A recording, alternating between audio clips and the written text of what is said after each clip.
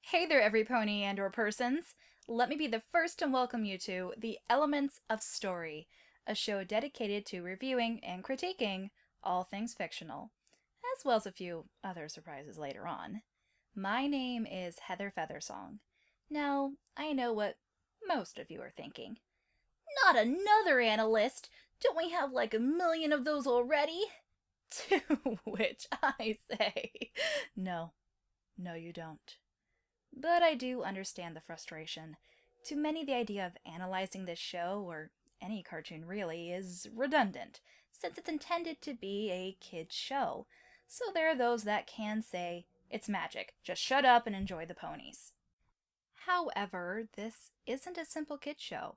If it were something like Strawberry Shortcake or Care Bears, or even the previous incarnations of My Little Pony, then it wouldn't have such a fan base. Unlike those shows, this one has some intelligence behind it, real effort, given the people behind it don't insult the mental capabilities of kids. Oh yeah, it has all the bases of a bland children's show. No, wait, correction. A bland girls' show. Seriously, why are most of the shows intended for girls so freaking boring? That's just irritating and really insulting.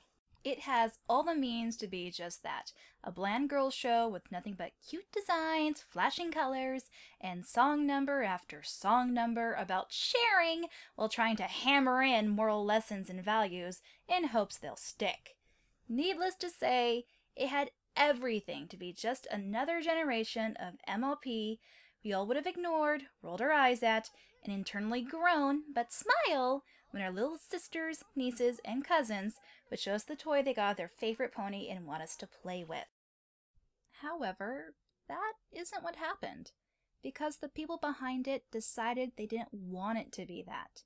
No, they decided to actually, instead of insult the intelligence of kids and make everything one note, to do the opposite, creating characters with real depth, stories with real meaning and entertainment value, and they only get better as the more they're able to explore and develop this world and these characters. Thus, that's why people like me appear, because the show put real work and thought into itself, giving us the ability to observe, to think, and yes, to even review and analyze. Qualities other kid shows aimed at this kind of demographic are not able to do. That's why it has an older fan base, and even a male fan base, because it defies everything it could have been and arguably should have been. So, yeah, while I understand the desire of another analyst is not there, I still wanted to enter the fray. So, here I am. However, I want to do things differently. I love fiction of all kinds, and while My Little Pony will be heavily covered, it is not the only product my team and I will be doing. No, we are going to cover all forms of entertainment. Well, at least those we are the most familiar with. Television, animation, literature, movies, the internet, and yes, even video games. However, I myself won't be involved in that letter, given that I don't play video games. But don't worry, there will be people here who will. Everything in fiction holds elements to a story.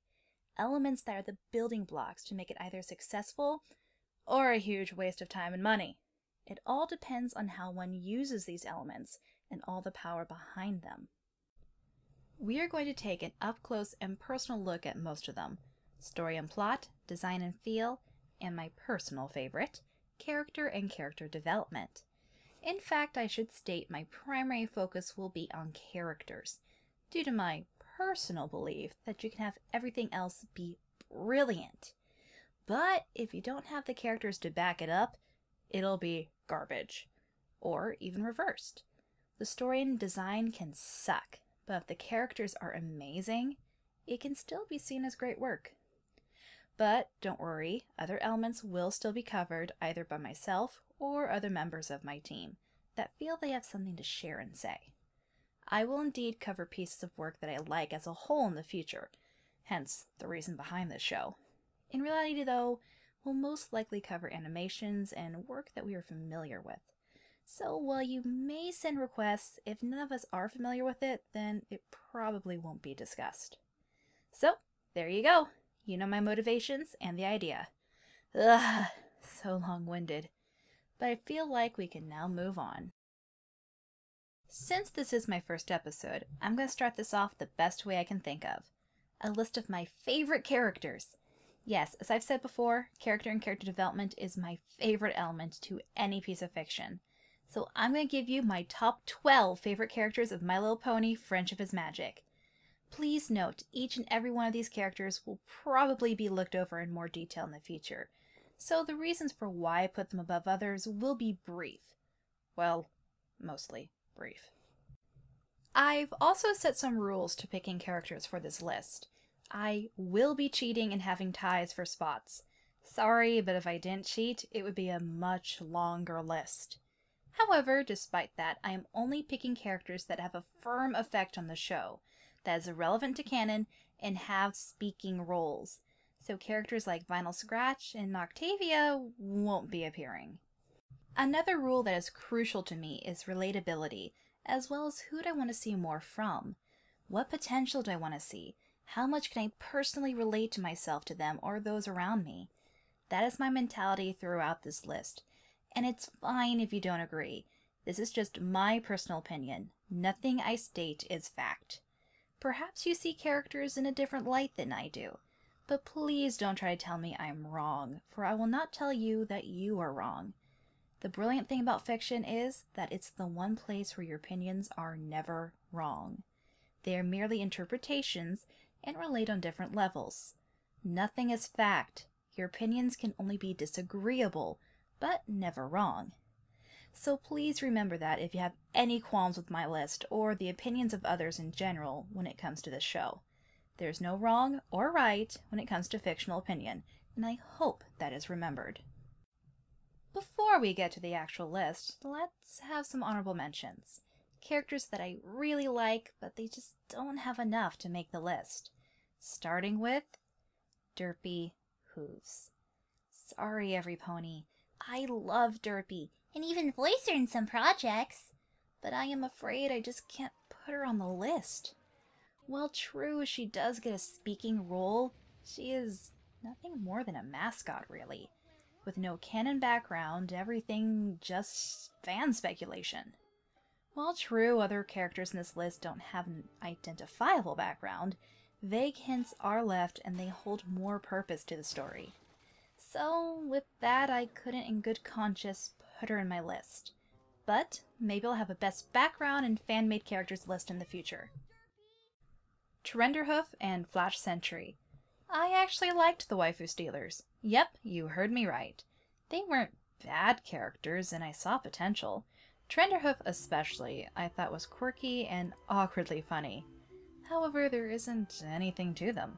We know nothing about them save that Flash is a royal guard and Trenderhoof is a journalist. So, not a lot of character to them in the end. King Sombra.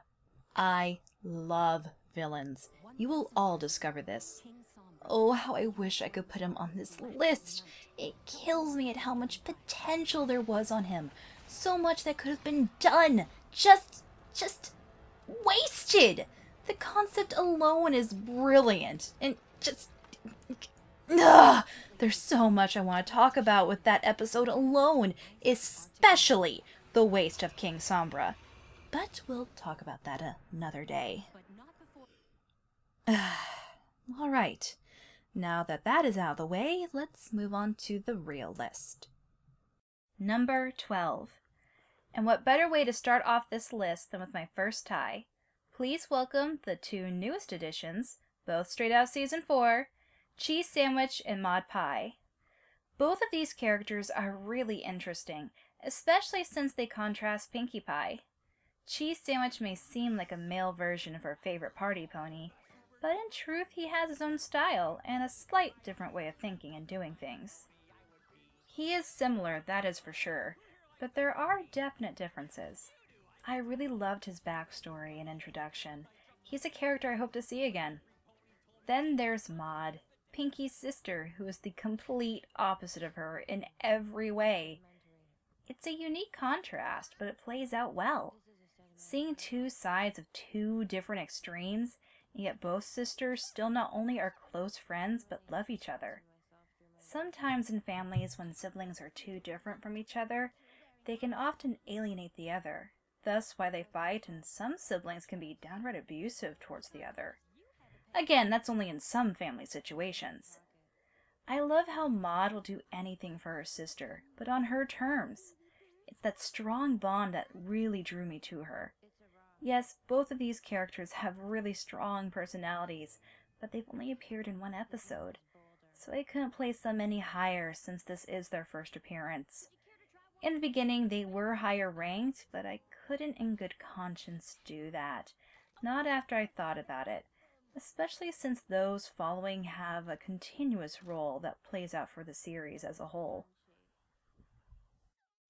Number 11. Oh, this won't end well. Not at all, for again we have another tie, and tying for the 11th spot is none other than Rainbow Dash and Fluttershy. Oh, come on!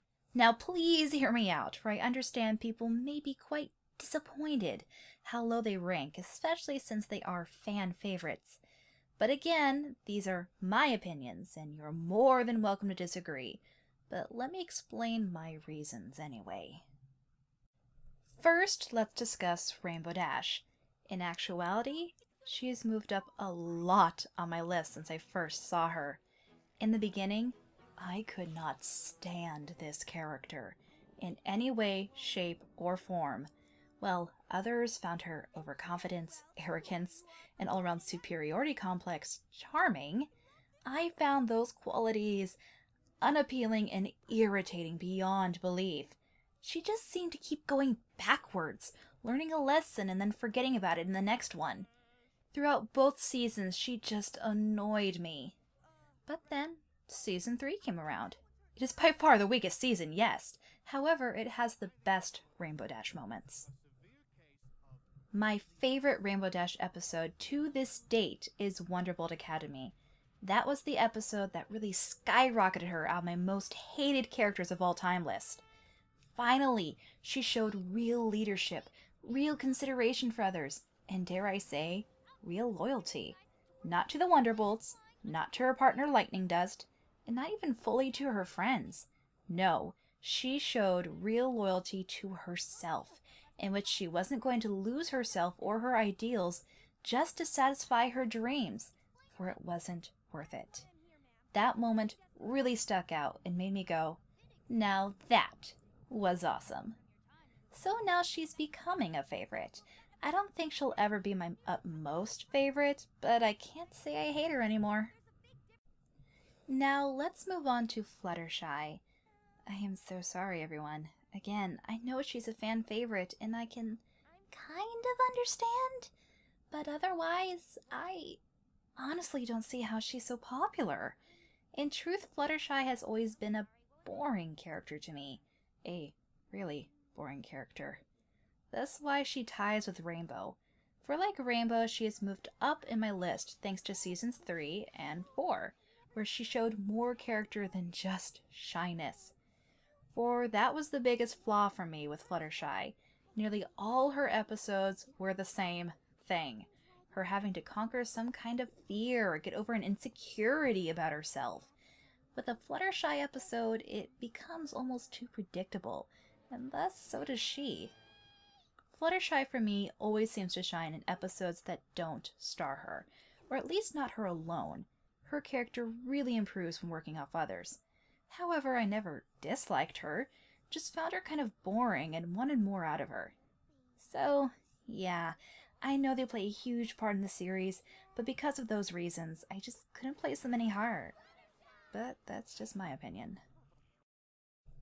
Number 10. Alright, hopefully people have calmed down. Number 10 is the great and powerful Trixie! Now, initially, she was just going to be an honorable mention, but as I got thinking about it, I did come to find I truly enjoyed her character, and so I added a new rule to my picking list.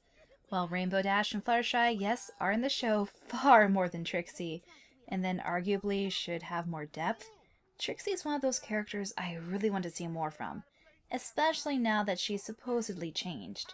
It just came down to who do I want to see more from, what result I want to see from growth, and that's Trixie. She's an interesting character that I want to know more about and see where she is now, and based on that I put her in my number 10 spot. Number 9. Moving on to number 9, we have Princess Celestia. Now, I'm not gonna lie, Princess Celestia is my least favorite of the princesses, but I still enjoy her as a character and crave for more. I was really happy to get some backstory with the princesses in the Season 4 premiere.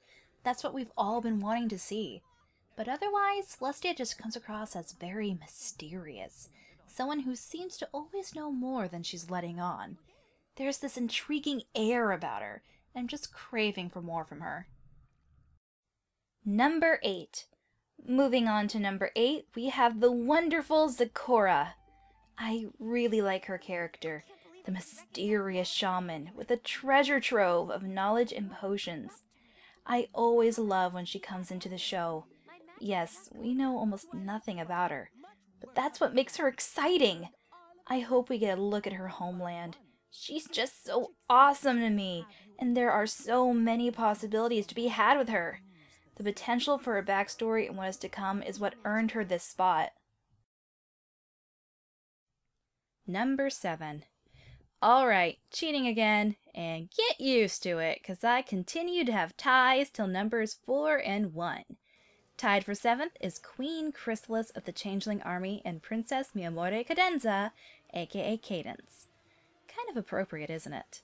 I loved the wedding arc in general. Queen Chrysalis was really just amazing. Her voice, the design, her motive, and devious plan. Just such a great villain, and one that I hope to see again in the future. I've always wanted a regular villain for this show, and I think the Changelings would be perfect. After all, she wasn't killed off or reformed. She could come back and just be more covert. Then there's Cadence. Gotta tell ya, for a while I thought about making her my favorite princess, and I'm glad we'll get to see more of her. For one, she actually does stuff. Once Twilight gives her the chance to escape the caverns, she takes it without a second thought. She's always patient and considerate, even towards Discord, though that could be due to her being a babysitter in the past. She's almost a combination of Celestia and Twilight, very motherly with a natural ability to lead, but also has the desire to learn and ability to act. A great combination and a truly compelling character. So far, she's my second favorite of the princesses, but who's to say that won't change in the future? Number 6. Alrighty, we are halfway done, people. Let's keep this moving. Number 6 is a combined group of ponies simply known as the Apple family. I adore the Apple family so much. I couldn't separate them. Well, not all of them. There are a couple members that hold more rank in the list. But even so, Big Mac, Granny Smith, Brayburn, and the other colorful ponies that make it all up deserve to be up here. The Apple family is the first group of ponies we meet through Twilight Sparkle, and they continue to grow and develop, going so far as to have very prominent roles in the foundation of Ponyville itself. Family is very important to me, and so seeing this displayed so well just warms up the heart. If I had to pick a favorite, excluding those that are higher on the list, it'd probably be Granny Smith. But all in all, I love the dynamic and will never get tired of them. That's why they have a collected spot here on the list. Number 5. We have another group of ponies gracing this list, and that is those adorable little sidekicks and side characters. The Q-Mark Crusaders and Spike the Dragon. Now, originally, I had separate spots for both Applebloom and Spike, given that Applebloom is my favorite Crusader, and Spike has his own prominent role in the series. However, as I lessened the list and Season 4 was complete, I decided against it and grouped them all together. I really adore the Crusaders. They are just so cute!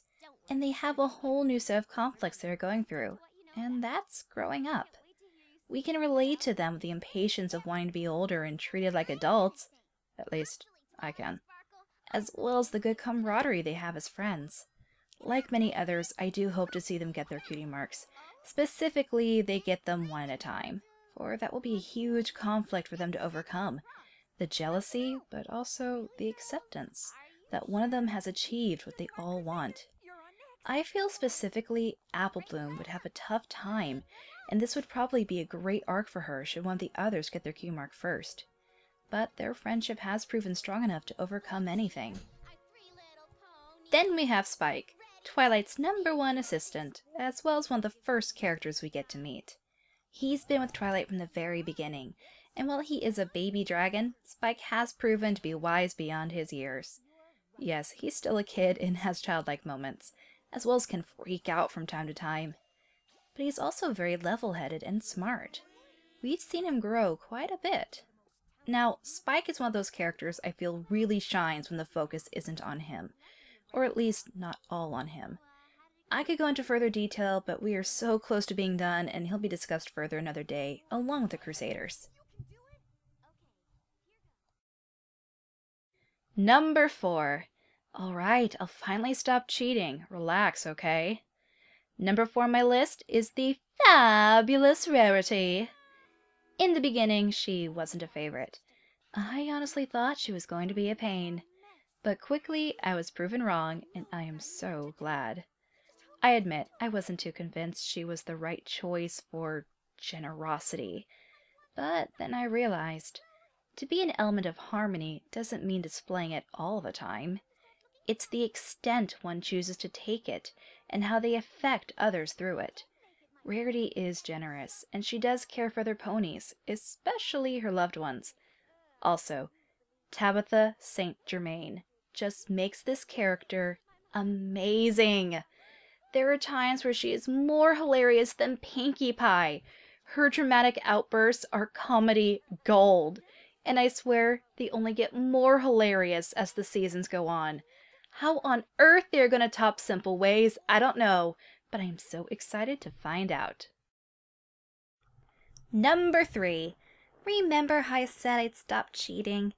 I lied. I'm gonna cheat again.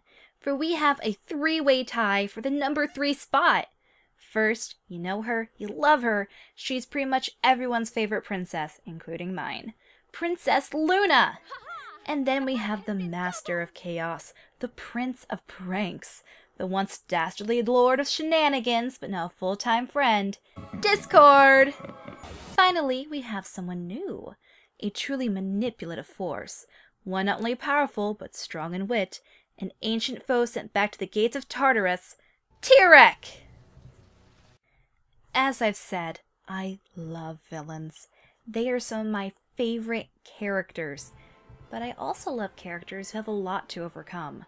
Luna and Discord are the same in that factor, both with dark pasts that force them to earn the trust of others.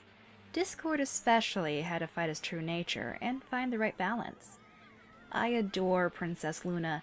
She's the only princess where we know more about her and her reasonings to her dark past. That's what made her so compelling to begin with. When we got to see her again, I was so excited to see how she changed and adjusted. After all, she had been gone for 1,000 years. It couldn't have been easy. And I wasn't disappointed. I'm always glad to see her interact in the show. I just really hope to get more.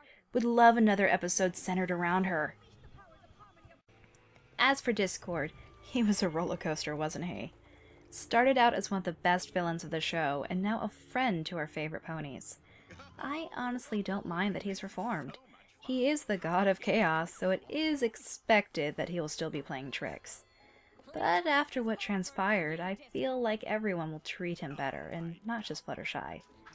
It is understandable to not trust him in the long run, after everything he had done, but I feel it was a good turning point, and means we'll get to see a lot more out of him. The way I see it, you can never have enough Discord. Now, where is that Pinkie and Discord episode? The two of them palling around would be hilarious to witness. Finally, we have Tyrek.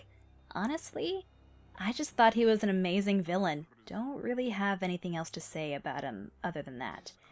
This video is getting long enough as it is, so I'll just leave it there. We can discuss him more another time. Number 2. I'm almost there. I'm almost almost there. Alright, this is my last tie, everyone.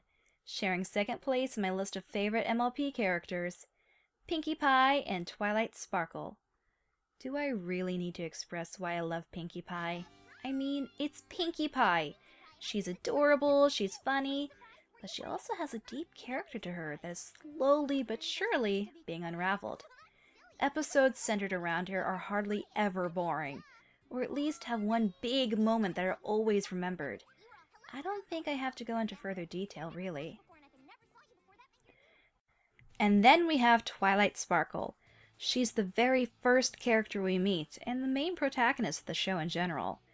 After all, the show does center around her growth for pretty much all 4 seasons, though it balances out pretty well. I love how she starts out as a shut-in. She's very much the Princess Belle of the pony world, has a devotion to her studies and little else. But of course, as she goes on, she realizes friends are important. There are many people like this who are socially awkward and have a tough time relating with others. I personally can also relate to that perspective. The writers were also smart. She is powerful, but her real power is through her friends. And they gave real flaws, such as being OCD, a perfectionist, and overcomplicates the smallest of problems. It's those little details, her failures and her successes, that make her a second favorite. Number 1. And this is it, my favorite character of My Little Pony. Who could it be? Well, if you were paying attention, you might have been able to figure it out. After all, I did state at number 6 that all the members of the Apple family were represented in this list in some way. So, that just leaves one pony left. That's right, my favorite character is none other than Applejack! I just love her character so much. There's a lot I want to discuss about her. It really makes me sad that she's arguably the least popular of the main 6. But she holds a special place in my heart. I am not a fan of country. I don't like getting down and dirty, and I actually really prefer the big city. But that isn't what I love about her, and it isn't what I can relate to. What I relate to with her is her devotion to her family and her honest policies. Much like how I love my family and friends more than anything, and would go to the ends of the earth for them, she would too. Applejack has been a genuine character from start to finish. It's true, out of all the main 6, she has gone through the least amount of growth. Doesn't mean she has no flaws, though. We've seen she's stubborn, a prideful pony, and even competitive, much like Rainbow Dash. However, unlike Rainbow, Applejack learns from her mistakes in a more humble manner. She has learned to put pride aside. She has learned there is a place for competition and a place to throw in the towel. She matures faster, is the way I see it. I've always seen Applejack as the unspoken second in command of the main 6, given she and Twilight are always the more calm individuals and put others first. They really work off each other very well. She is always a pony that they can depend on. She's honorable, attentive, and of all the ponies, it's Applejack that I would want as a real close friend. It is these reasons and so many more that I'll have to talk about another day that makes her not only my favorite pony, but one of my all-time favorite characters in all works of fiction.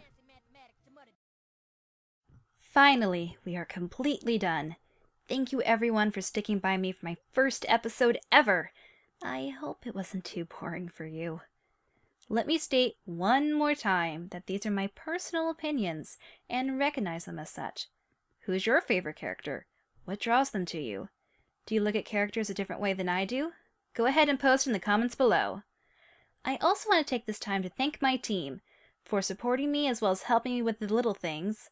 My editors, The Hero of Mobius and Applesaws, Witch Lotus, the one who drew my pony art, and my fellow admins of Bogylebronies for letting me do this on the channel. You are all so freaking awesome. And I look forward to working with each and every one of you in the future. Hope you enjoyed the first episode of Elements of Story. I can't wait to see all of you again for the next episode. What's gonna happen? I think I'll keep that a surprise. Well, until then, see ya!